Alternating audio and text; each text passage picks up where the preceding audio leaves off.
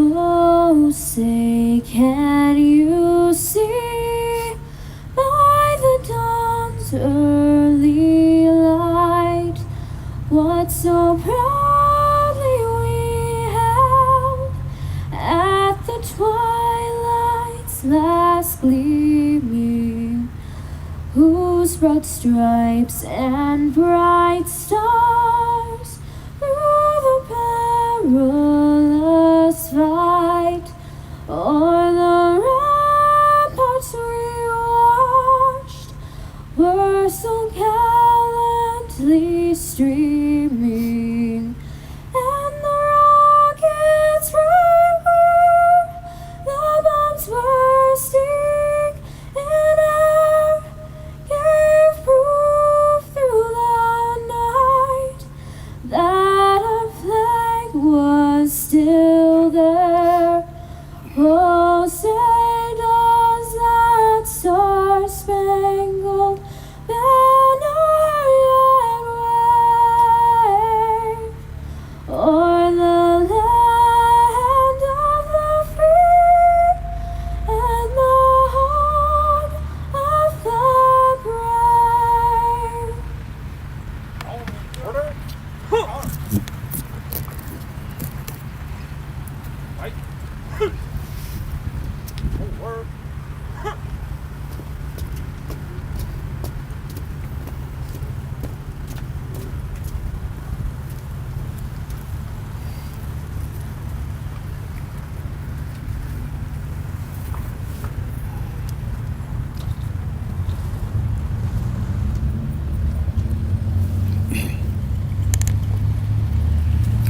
Thank you. You may be seated, please.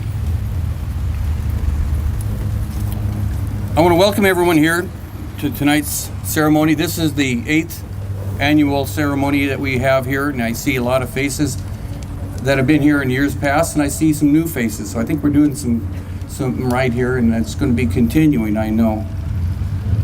We're honored this year that this is the night of the National Law Enforcement Memorial, and that is on May 15th of each year.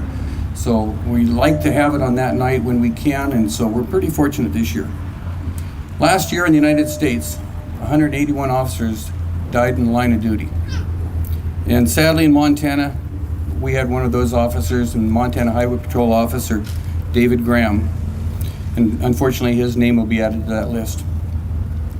I want to tell you how heartwarming it is for all of us to see people that have shown up year after year and the new people that have come out. We recognize that attending this since 2000, it never gets old. It's always for the families of those officers that gave the full devotion to duty, and for the officers that are still here and still serving. So for those families, I want to say thank you to everybody that has shown up and come out here tonight. I'd like to end my little welcome by asking that we have a moment of silence for the military officer, the military people serving, and police officers in the country that are serving our communities. So if we could just have a moment of silence, please.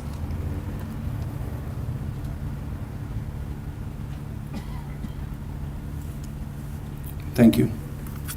I'm going to turn the microphone over to Captain Marty Ludeman now, and he's going to be giving away some little awards. So, Marty. Thank you. I am very honored to be here tonight and to recognize these gentlemen that have retired from our police department over the last year. We've had several, and this is just a public recognition of their service to their community. First of all is Tom Johnson. Tom was an officer in March 16, 1983 through November 30th, 2007. Dick Lewis. Dick was an officer, started in July 1st, 1976, and retired April 30th, 2008. Mike Wood and Casey Gunter, also two officers that retired. They were unable to be here tonight. And I'd like to take just a special moment here for one officer that hasn't quite retired yet, but is going to next week, and that's Captain Steve Ross. Steve started January 15th, 1977, and his last day is, I think, next Thursday. So Dick, Tom, and Captain Ross, would you please come up here, please?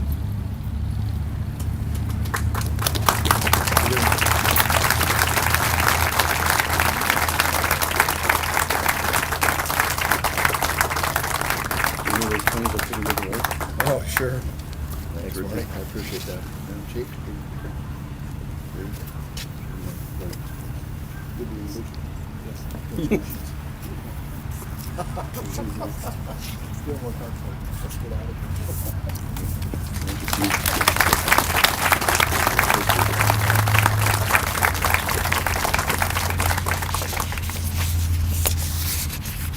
Okay, could the officers that are receiving awards this year, could you prepare yourself to come forward?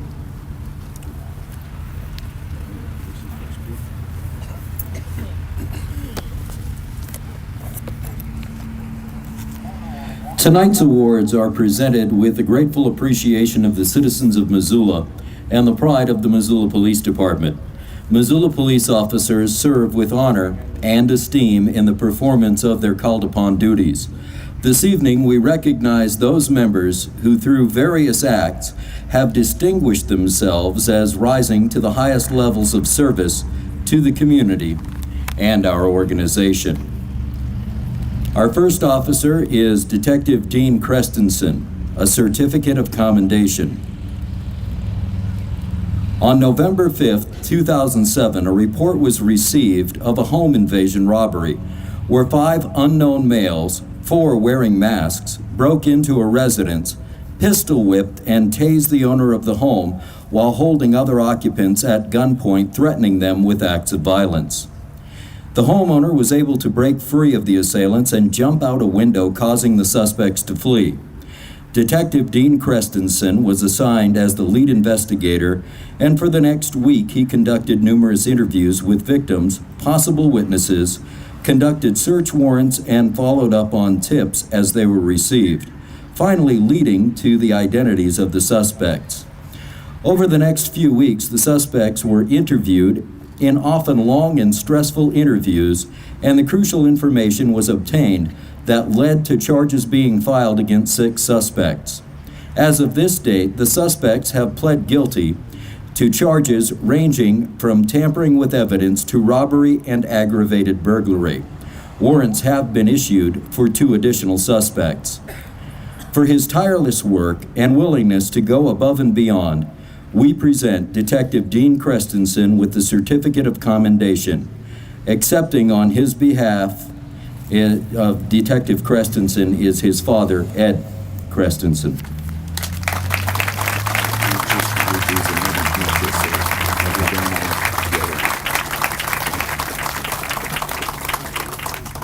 Could we have Michael Pontrelli, Sergeant Ed Gaitis, Detective Sandy Cosina, Detective Jamie Merrifield, and Detective Connie Bruckner please step forward.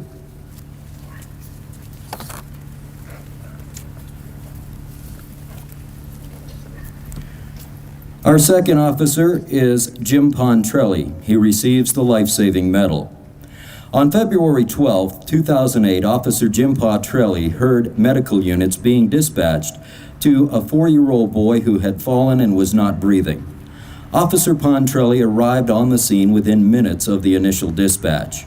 Officer Pontrelli began rendering first aid, clearing his airway and administering CPR until Sergeant Ed Gaitis arrived to assist. The boy had no pulse and was not breathing when Officer Pontrelli arrived. Officer Pontrelli rode in the ambulance and continued giving chest compressions until he was relieved by the ER doctor. Because of the actions of Officer Pontrelli and Sergeant Gaitis, the young boy's heart began beating on its own, and it was later determined the boy had experienced cardiac arrest due to unknown pre-existing medical conditions. Jim's involvement did not end with his actions as a first responder. The boy needed to be flown to Seattle for more emergency treatment, and the family had incurred severe medical costs. Jim organized a fundraising effort to assist the family with the medical bills and immediate needs of the family. While the last point does not relate directly to Officer Pontrelli being awarded the life-saving medal, it demonstrates the type of police officer and person that Jim has proven himself to be throughout his career. Accepting the life-saving medal on behalf of his father is Michael Pontrelli.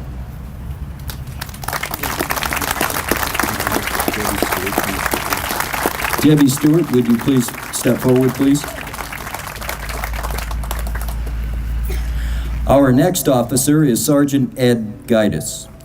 On February 12, 2008, Sergeant Ed Gaitis also heard the dispatch regarding a 4-year-old boy who had fallen and was not breathing.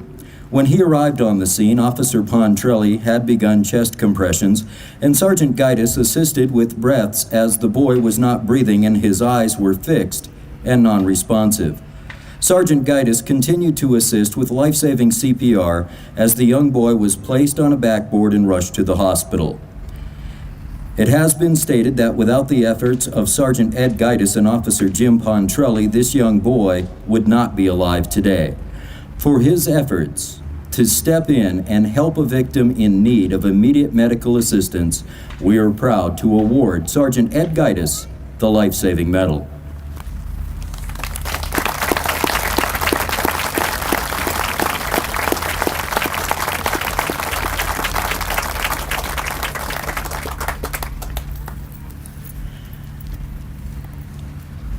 Deb Stewart is not a police officer, but she gets a certificate of meritorious service. In July of 2007, the Missoula Police Department took over abandoned vehicles program. Debbie, along with Officer Annie Nordby, was assigned to the task of developing an abandoned vehicle program. Debbie was instrumental in efficiently utilizing existing department resources and coordinating with outside agencies to develop our new program. Using her excellent computer skills and understanding of the department's needs, she assisted in developing the necessary forms, procedures, and database for the program. She worked tirelessly in reviewing the forms, state statutes, and city ordinances required to make our program usable, while protecting the liability exposure of our department and the city. Debbie's hard work, vision, and dedication to the program has been a critical part of its success. The citizens of our community are fortunate to have an employee who is dedicated to improving and maintaining their quality of life. Meritorious service is defined as service that is distinguished by a succession of outstanding achievements over a sustained period of time. Debbie has clearly met these requirements, and we are pleased to recognize her efforts with the Certificate of Meritorious Achievement.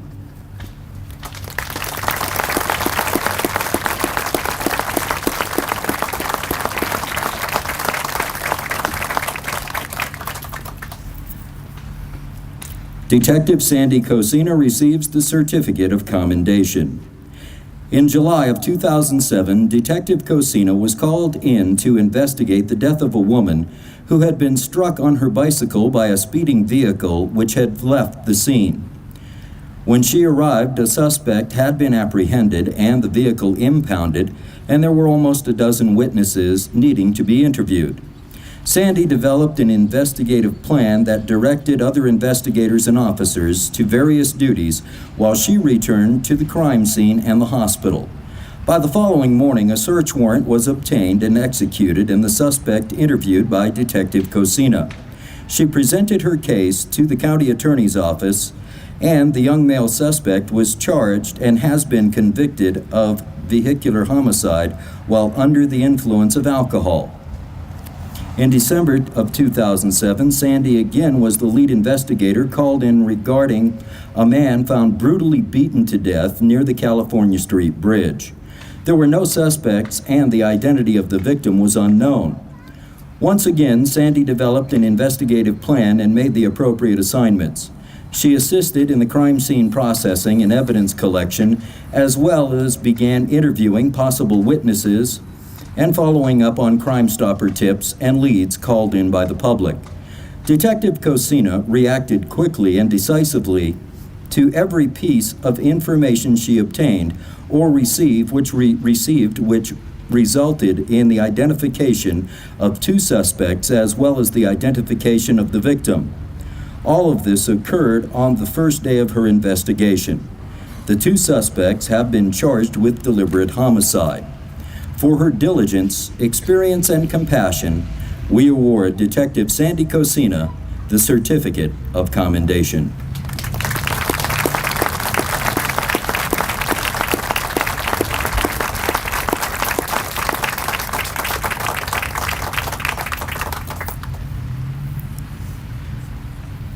Detective Jamie Merrifield receives the Certificate of Commendation. On December 3, 2007, Detective Jamie Merrifield was assigned a case of custodial interference involving a divorced couple with children. The mother had withdrawn the children from school and disappeared to avoid their father, who had custody. There was extreme concern for the safety of the children, as there was belief that the mother was mentally unstable. Detective Merrifield immediately began making contact with anyone who had last seen the children and or their mother. She conducted a search of their residence and phone records and made contact with other agencies in the immediate area. An Amber Alert was issued, and the National Center for Missing and Exploited Children was contacted. Based on information gathered by Detective Merrifield, an arrest warrant was issued for the mother, and she was located hiding in a Kalispell motel along with the two children. The incident was resolved peacefully, and the children were reunited with their father, safe and unharmed. For her dogged determination and commitment to locate these two children, Detective Jamie Merrifield is presented the Certificate of Commendation.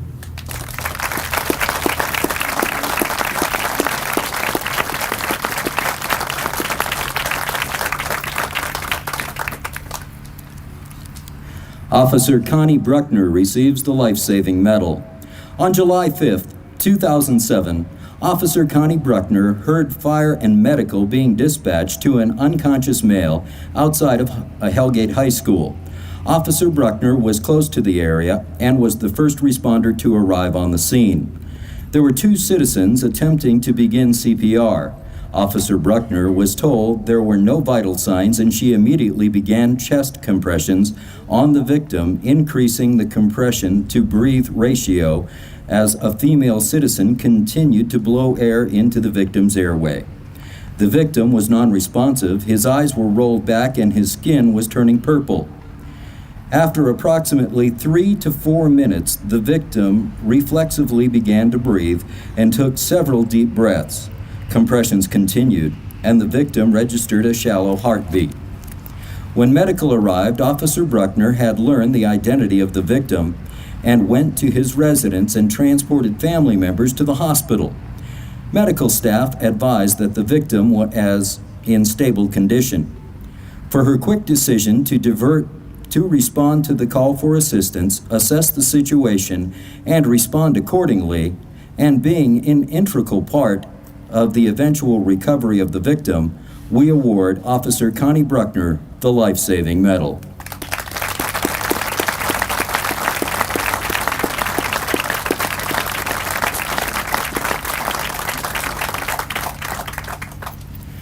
Ladies and gentlemen, please join us in congratulating these exceptional police officers and police department employees. And be proud in knowing you are protected and served by some of the finest officers in the state.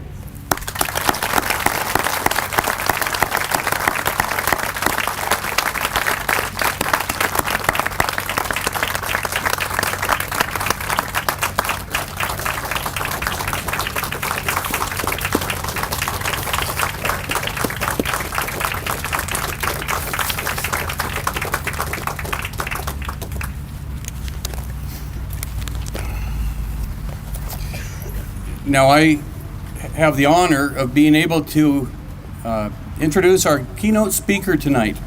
And I've got all these cheat sheets here about Doug Chase and how he began his career in 1963 with the Missoula Police Department. He ended up being the police chief and retired in 86. He went to St. Pat Security, then he became sheriff for a while. And currently he's the Polson Police Chief, and someone who we all have looked up to for an awful lot of years. And if you don't believe it, look at all the stars on his uniform. But tonight, as we come here, there's one thing I wanted to bring up, and we talk about the dedication the officers have given their fullest devotion to duty. And we also need to always understand that we have our families at home who worry about us and wonder, are we coming home tonight? And believe it or not, 1965, 43 years ago, Guy Chase got that notification that her husband had been shot. And Guy, are you in here? Where are you at? There, right there. And that's a tough thing to do.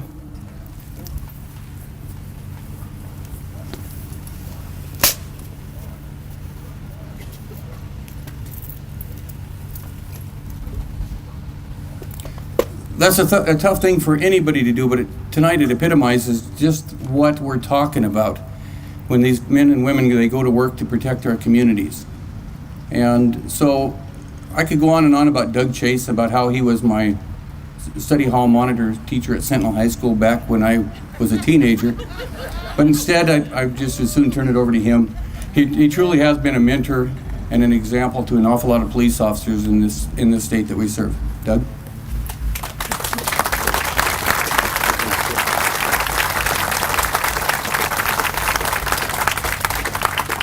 Gives new meaning to a dinosaur of police in the state of Montana, doesn't it? It is indeed an honor to speak here tonight. It also is an awesome responsibility. The words spoken need to reflect not only on the admiration of those names appeared on this etched piece of granite, but also their families and their loved ones, plus all who have served who are now serving, regardless of color of their uniform or name of their agency. We were and are the sisters and brothers committed to keeping the peace and safety in our communities. Those that preceded us gave us, the present officers serving, the foundation and responsibility to build on their legacy and carry on the traditions of both then and now. Traditions steeped in excellence. As you will note, the names etched in this monument gave the supreme sacrifice, so the people that they served, lived a safe life in their communities. There were others not included on that monument who were injured by gunfire, bladed weapons, vehicle accidents. Names like Deputy Mel Fazio, Deputy Dave Folks, City Police Officers Chris Schultz and Bob Heinley, Trooper Francine Giono, former Montana Highway Patrol officer, plus scores of others over the past decades that were wounded in the line of duty, some very critically. Montana is indeed not absence of violence towards police officers.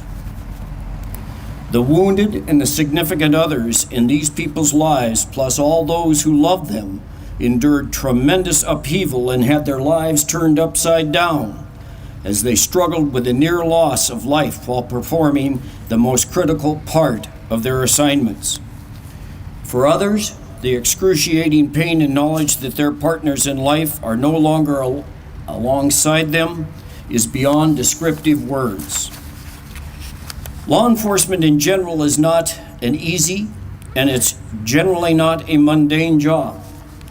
And you go from 0 to 60 on the stress scale in seconds. Officers witness time and again horrific scenes, images which the public cannot fathom, violence, cruelty, and deaths by any number of means, and most beyond anyone's imagination. You indeed have to walk in a law enforcement officer's shoes to truly understand. Yes, it is good and right that we gather tonight to simply reflect that a law enforcement officer's life is indeed real and precious, and in a moment's time can be critically altered or ended. The Montana Highway Patrol had this driven home just recently with the loss of Trooper David Graham of the Kalispell Detachment. Many have come to this memorial tonight to reflect and sit in solitude. They will come again. They will sit here alone. They will sit here with family members, for this is a place of respite. Yes, it will be a hurting place, but hopefully a comforting place and a healing place, because that's what this memorial stands for. Just knowing their loved ones are not forgotten gives some solace to the price these families and loved ones and close friends have paid. Serving with 3 of the names before you, I can only tell you that the words cannot do justice to them or the others listed. Let's reflect for a moment on several of the names. These notes from their loved ones, plus some editorial comments by the speaker. Paul Reed was an accomplished musician. In summer evenings, he sat on the front porch and played music. Roy Thompson, the last words he spoke at the summit where he was killed, "This is life." Roy was a veteran who had served his country and community beyond measure.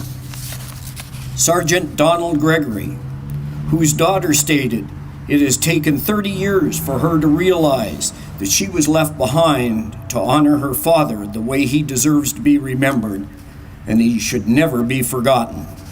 And I assure you, all of these officers will never be forgotten. Steve LePayne, never to be forgotten was that infectious smile, contagious to all.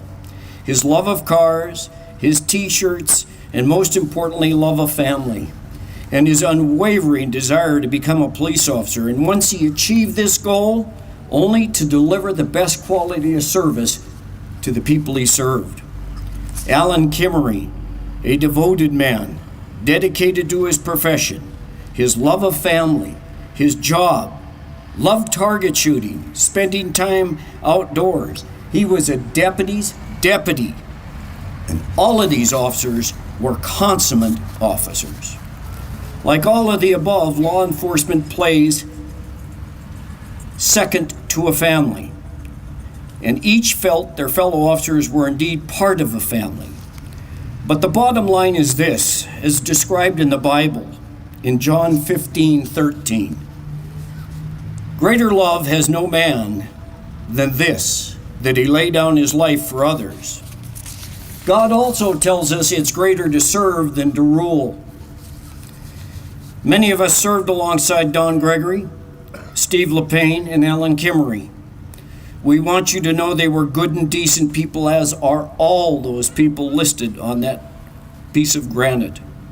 They were superb officers. They loved their career, and they gave so much of themselves to better the image of law enforcement in their communities. The same can be said about the others.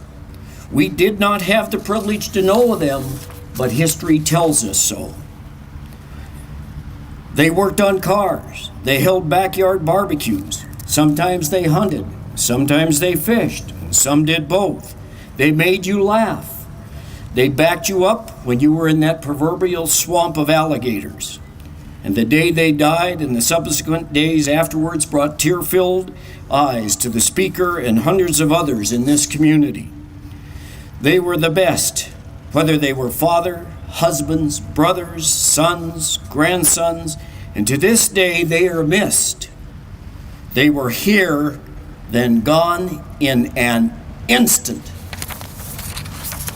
We too often, after their deaths, forget those who shared these fine officers with us. It isn't intentional, and it isn't right, but we become consumed in our daily routine and activities. So once again, it is most fitting that we are gathered here tonight to honor these people. We will never know the true suffering their committed loved ones have endured. We might think we could, but we can't. For you presently serving, you officers presently serving, for the families who share with the community, always take pride in your profession. Don't let cynicism take over. Keep the glass half full. Is that tough? Yes. Is it attainable? Yes. It's simply your mindset. This so we can continue to be proud to be or have been in law enforcement in some of the most widely respected agencies in the Northwest. I personally address this to each of you serving. Never take your spouses or loved ones for granted. Remember, you succeed because of their support. I say this because in a number of years early on in my career, I did not do these things. I let law enforcement blur my vision. And after all, in reality, my family should have been number one.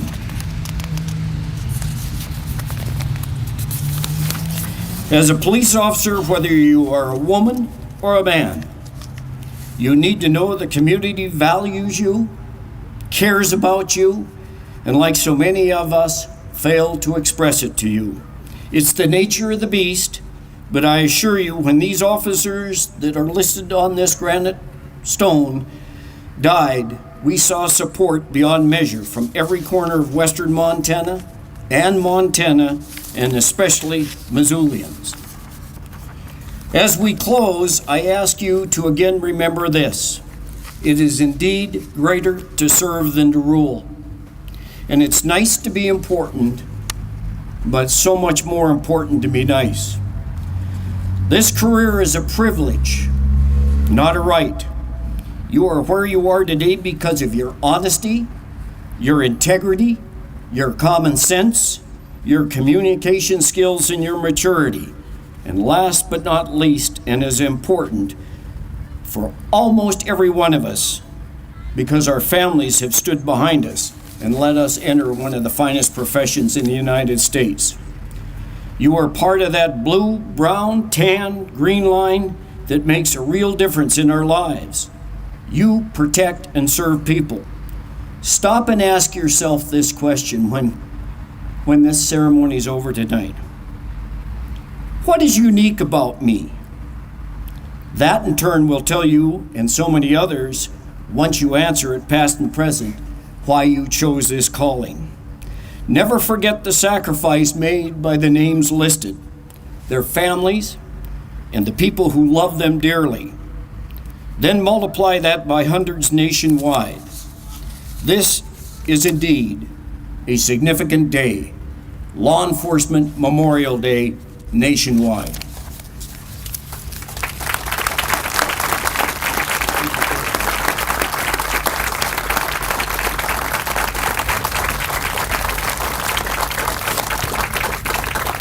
Thank you, Doug.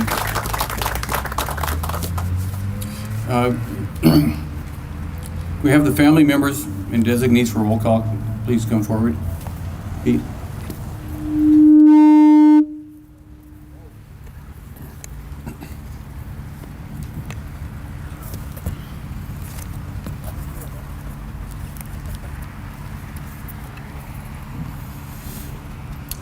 James Thompson, Missoula Sheriff's Department.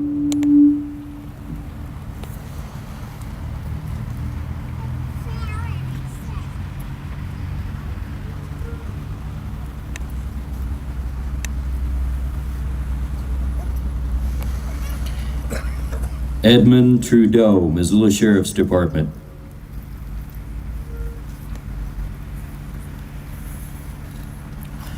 Paul A. Reed, Treasury Agent, honored by his brother, Kenneth Reed.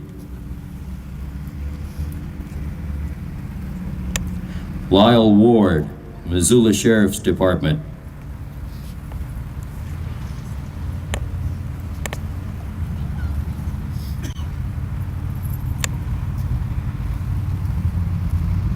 Roy Thompson, Montana Fish, Wildlife, and Parks, honored by his widow, Marilyn Lang.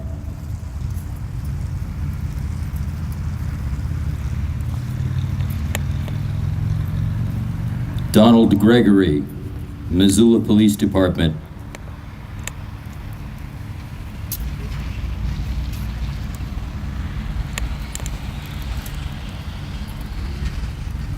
Stephen LePayne, Missoula Police Department, honored by his son, Steve, and his grandson, Ethan.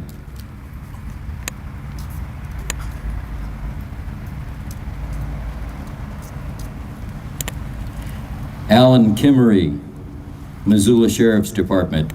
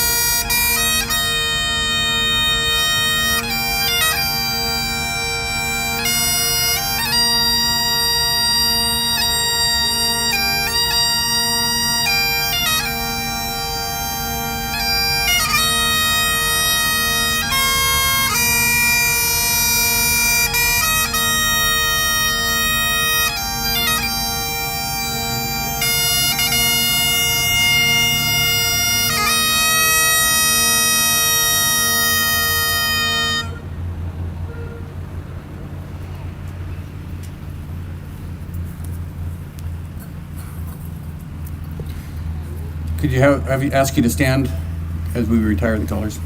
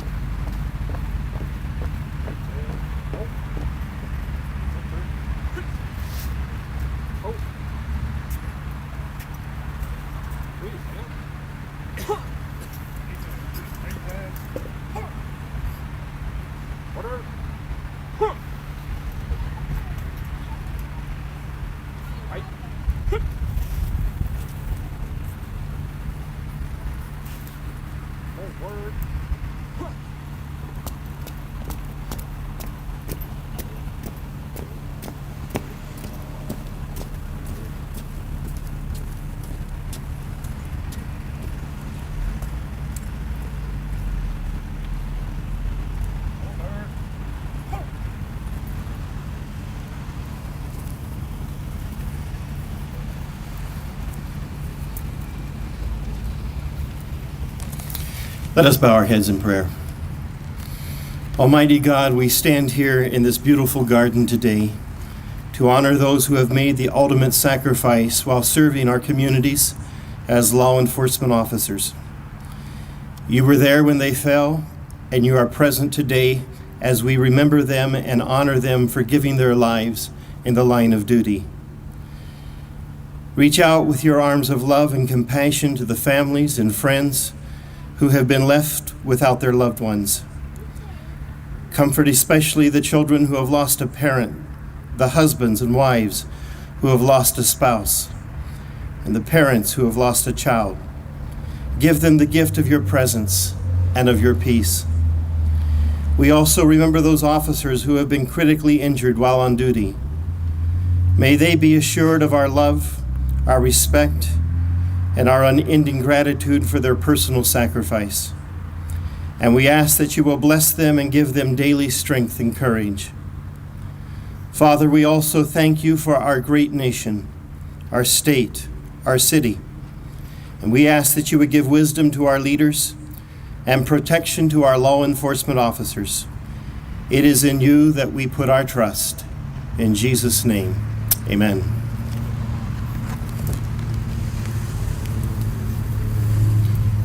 Thank you for coming, and be safe tonight. Good night.